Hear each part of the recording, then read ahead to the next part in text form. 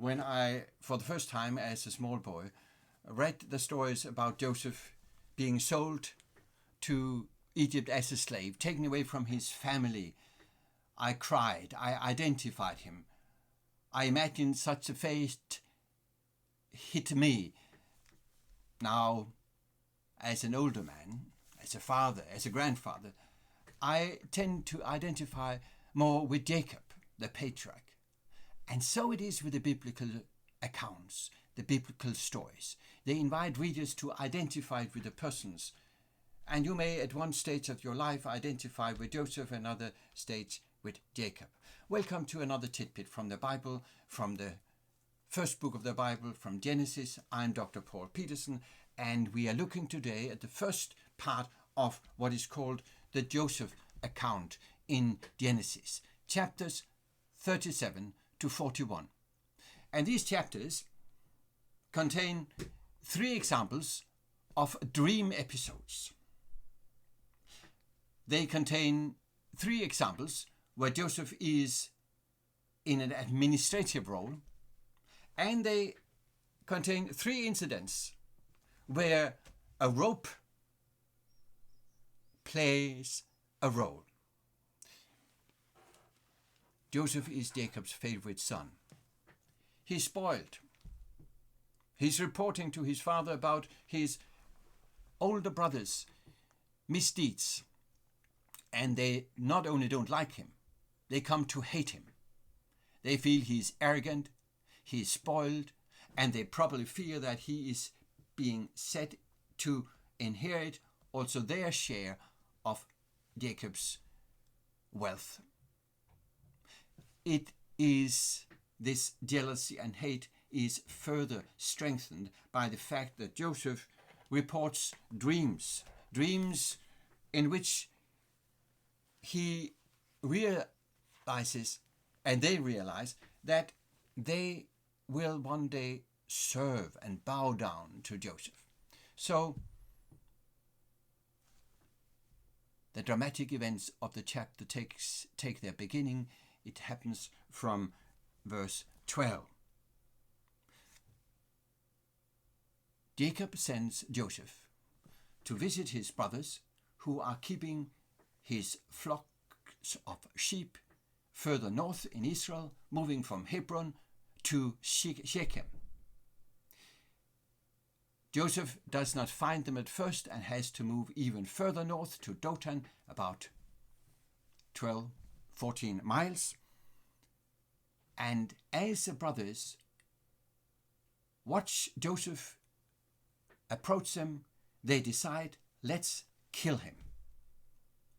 Reuben, the oldest, intervenes, stops them from killing him.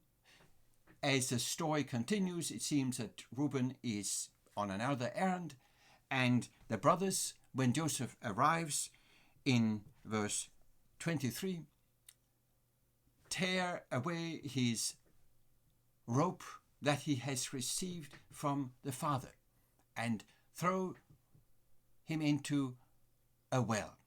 Now, this rope, the first rope incident, is, if you compare with the text in 2 Samuel chapter 13, verse 18 and 19, is evidently a rope that would remind people of a royal function.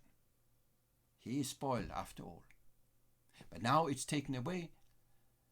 While Reuben is away, some traders, a caravan passes by, and Judah takes a role in the story. He suggests to his brothers that they sell Joseph as a slave. Joseph, who is caught, is now sold as a captive and brought along to Egypt.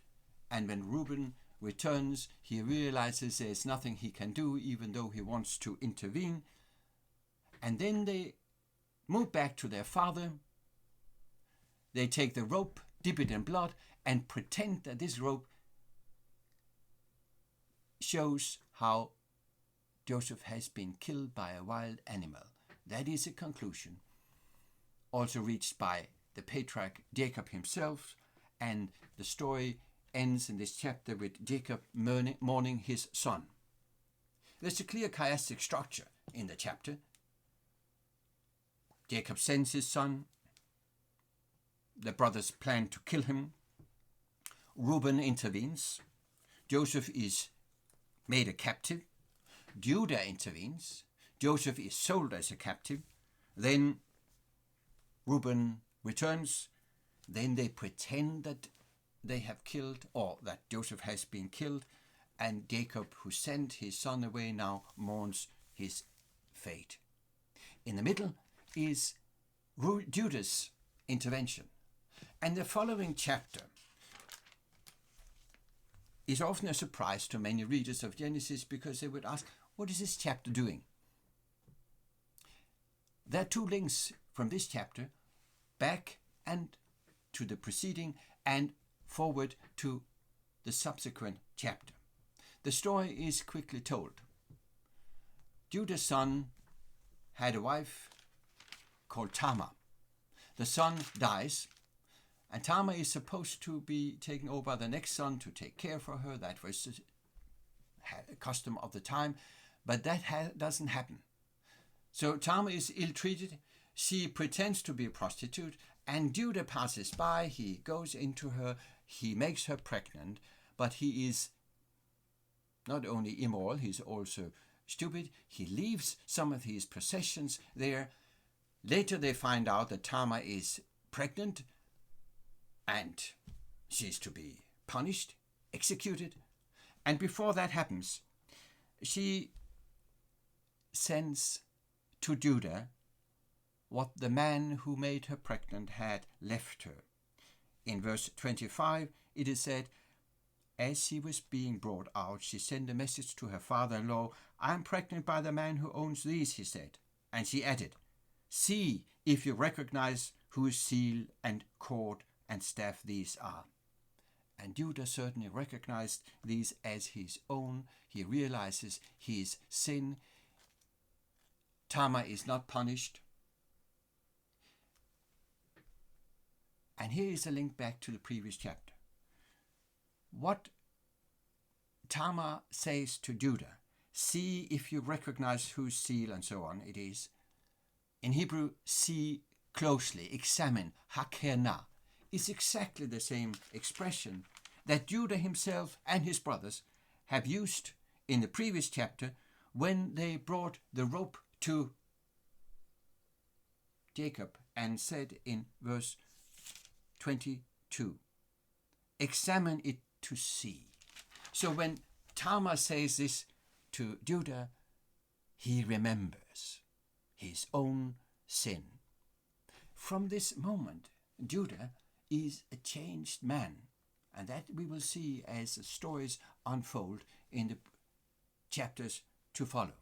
The other link to the subsequent chapter is the sexual aspect.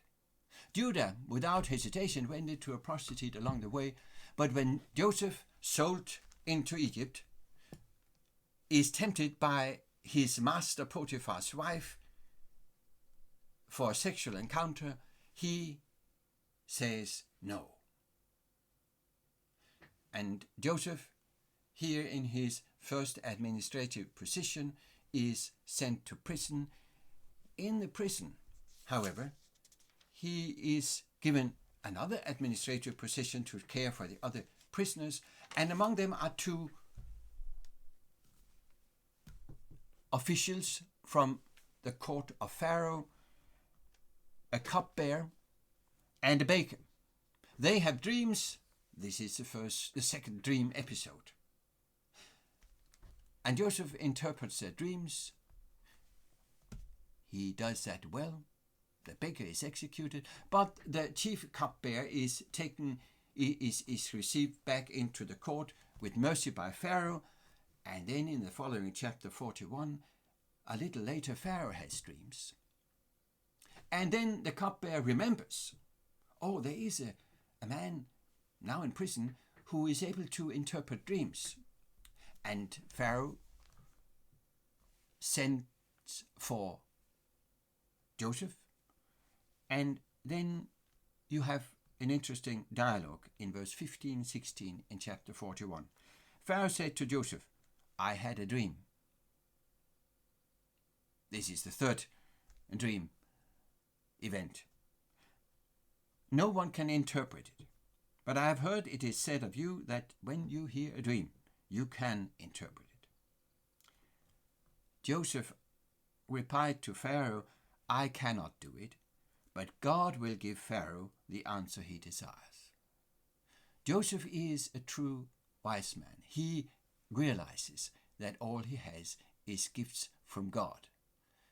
Many years later, Daniel, in front of Nebuchadnezzar in chapter 2, verse 28, will say something exactly similar.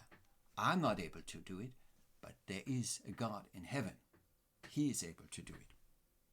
Now, Pharaoh counts his dreams. Joseph gives an explanation. And then Pharaoh is given this advice by Joseph in verse 33. Now let Pharaoh look for a discerning and wise man and put him in charge of the land of Egypt. Let Pharaoh appoint commissioners over the land to take a fifth of the harvest of Egypt during the 7 years of abundance. I will make a small digression here. When you, as a modern reader, read commentaries, you will often find that Genesis is approached by critical scholars as a mixed piece of literature with many different sources. We call it source criticism. And it is often claimed that the book is full of contradictions. One of them you find here, according to some of the critics. The great scholar Gunkel claimed that here you have an example of a contradiction within the text, because at first Joseph speaks about one man and then he speaks about many. Now, of course, that is not a contradiction. It's only if you read it into it. It's actually it's not a very intelligent argument.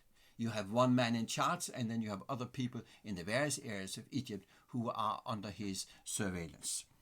Now, back to the story as such. It is permeated with Egyptian phrases, Egyptian milieu environment. In verse 41, so Pharaoh said to Joseph, I hereby put you in charge of the whole land of Egypt. Then Pharaoh took his signet ring from his finger and put it on Joseph's finger. He dressed him in robes of fine linen and put a gold chain around his neck.